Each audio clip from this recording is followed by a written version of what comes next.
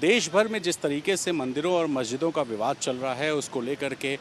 मुस्लिम धर्म के लोग चिंतित हैं और इसी वजह से मुस्लिम धर्मगुरुओं का एक प्रतिनिधिमंडल यूपी के एसीएस होम अवनीश अवस्थी से मिलने पहुंचा। मेरे साथ सुफियान निज़ामी साहब हैं। निज़ामी साहब, आपने मेमोरेंडम दिया, क्या है इस मेमोरेंडम में और क्या बातचीत हुई? नहीं, देखिए, आप देख रहे हैं कि इस वक्त जो मुल्क के हालात हैं और ख़ास तौर पर जिस तरीके की बयानबाजियाँ हमारे मजहबी रहनुमाओं के बारे में और ख़ास तौर पर हमारी सबसे अजीज़ शख्सियत हज़रत मोहम्मद सल्लल्लाहु अलैहि वसल्लम की शान में की गई है, उसी सिलसिले में मुसलमानों में रोष है, उनके जज्बात मजरूह हुए हैं। और हमारे मुल्क का ये तहज़ीब और कल्चर रहा है कि न तो इस मुल्क का कोई भी आदमी किसी के भी मजहबी रहनुमाओं के ख़िलाफ़ कोई बात करता है और ना हम ये पसंद करते हैं कि हमारे मजहबी रहनुमाओं के ख़िलाफ़ कोई बात कही जाए। इसलिए नुपुर शर्मा के ज़रिए से या नवीन जिंदल के ज़रिए से जिस तरीके की अभद्र टिप्पणी हुज़ूर अकरम सल्लल्लाहु अलैहि वसल्लम के ज़ात के बारे में की गई, उससे न सिर्फ़ हिंदुस्तान के मुसलमान बल्कि आलम इस्लाम में एक बड़ा रद्द-ए-अमल सामने आया है। तो इस सिलसिले में हम लोगों ने एसीएस होम से मुलाकात की, जिसमें एक प्रतिनिधिमंडल जिसमें मौलाना नईमुर रहमान साहब, मौलाना मुश्ताक साहब, हाजी कलीम साहब और दीगर हज़रात थे। उन्होंने मुलाकात करके इस बात को कि वहाँ पर बात रखी है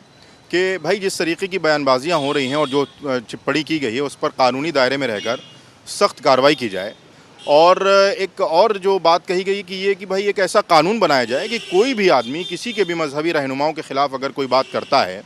या किसी के भी मजहबी जज्बात मजरूह करता है या किसी के भी मजहबी पेशवा के ख़िलाफ़ कोई करता है, तो देश में एक ऐसा कानून होना चाहिए, उत्तर प्रदेश में एक ऐसा कानून होना चाहिए कि जो कम से कम आगे से कोई भी शख्स इस तरीके की बयानबाजियाँ ना करे। और हमने ये गुजारिश भी की है एसीएस होम साहब से कि हमारे मेमोरेंडम को माननीय मुख्यमंत्री जी तक पहुँचाया जाए और उत्तर प्रदेश सरकार केंद्र सरकार से ये गुजारिश करे कि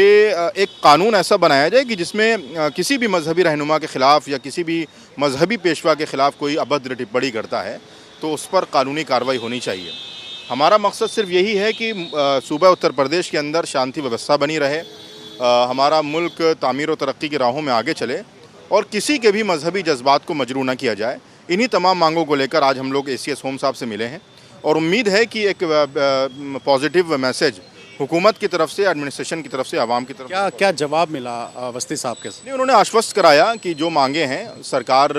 की ये मंशा है और सरकार का हमेशा ये प्राथमिकता है कि किसी के साथ भेदभाव नहीं होगा। जो बातें उन्होंने हम तक की, हमारे सामने रखी हैं कि ये मांगे आपकी पहुँचाई जाएंगी और आप अपनी जानिब से आश्वस्त रहिए कि बिल्कुल किसी भी तरीके का डिस्क्रिमिनेशन नहीं किया जाएगा और जो भी आपकी मांगे हैं उसको पूरा करने में हम अपनी तरफ से पूरी कार्रवाई करेंगे और हमें उम्मीद है कि इंशाअल्लाह एक पॉजिटिव मैसेज हुकूमत की तरफ से, एडमिनिस्ट्रेशन की तरफ से आएगा। सुफियान साहब, एक आखिरी सवाल ये, भारतीय जनता पार्टी ने नुपुर शर्मा पर कार्रवाई की, पार्टी से निष्कासित किया, ऐसे में क्या उस कार्रवाई से आप संतुष्ट हैं या जगह जगह जिस तरह की और भी डिमांड हो रही है कि एफआईआर हो, जेल हो जाए या कुछ बड़ा एक्शन हो, ये सब भी डिमांड आप लोग करें? नहीं, हमारी यही डिमांड है कि देखिए, महज कार्रवाई से और निष्कासन से कुछ नहीं होगा। ये मसला सिर्फ मुल्क हिंदुस्तान का नहीं है बल्कि इंटरनेशनल मसला है और ऐसी शख्सियत के बारे में है कि जो हमें अपनी जानों से ज़्यादा महबूब है। तो अगर आप सिर्फ निष्कासन करके इस तरीके की कार्रवाई करेंगे तो मुझे लगता है कि फिर आगे से इन लोगों की हिम्मतें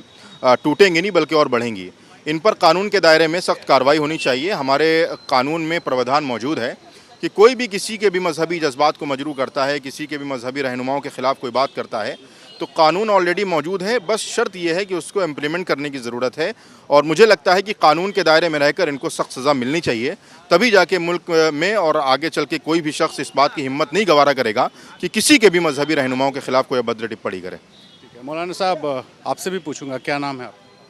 जी, मौलाना मोहम्मद मुश्ताक। मुश्ताक साहब, जैसे अभी सुफियान साहब ने बताया कि आप लोग एक कानून बनाने की मांग कर रहे हैं, इस कानून में क्या होना चाहिए? आप लोग क्या सोचते हैं कि कैसा कानून हो जिससे कि भविष्य में कोई दिक्कत ना हो, हिंदू मुसलमान की जो परिस्थिति आती है वो ना? जी देखिए, ज़माने से ये चला रहा है कि हमारे इस मुल्क हिंदुस्तान में तमाम मज़हब के लोग एक साथ मिलजुल कर प्यार और मोहब्बत के साथ रहते चले आए हैं और इसी की बुनियाद पर हमारा ये मुल्क पूरी दुनिया में मशहूर हुआ है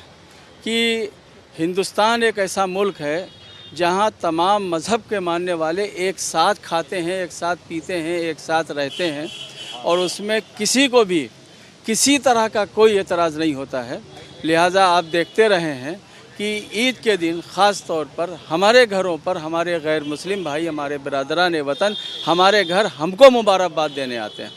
और उसी तरीक़े से हम लोग भी होली है, दिवाली है, हम लोग उनके घर जाकर मिठाई लेकर जाकर उनकी मिठाई खाते हैं, अपनी मिठाई देते हैं, ताकि हमारे मुल्क का जो गंगा जमनी तहज़ीब है ये बाकी रहे, और जब तक बाकी रहेगा हमारा मुल्क आगे बढ़ता रहेगा। कानून कैसा होना चाहिए? तो इसीलिए इस बात की कोशिश की जा रही है कि कुछ लोग हैं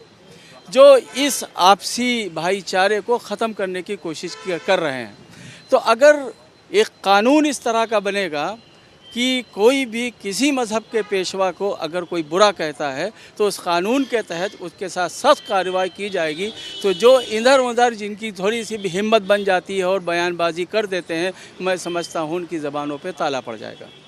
तो देखिए किस तरीके से सुफियान निज़ामी और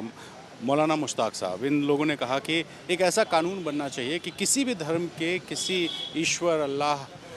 पर अगर कोई टिप्पणी करता है, गलत टिप्पणी करता है, तो उस पर सख्त से सख्त कार्रवाई हो, और इस कानून बनाने की मांग को लेकर के सरकार के पास ये मुस्लिम धर्मगुरु पहुँचे। कैमरा पर्सन प्रेम सिंह के साथ रणवीर, ABP न्यूज़, लखनऊ।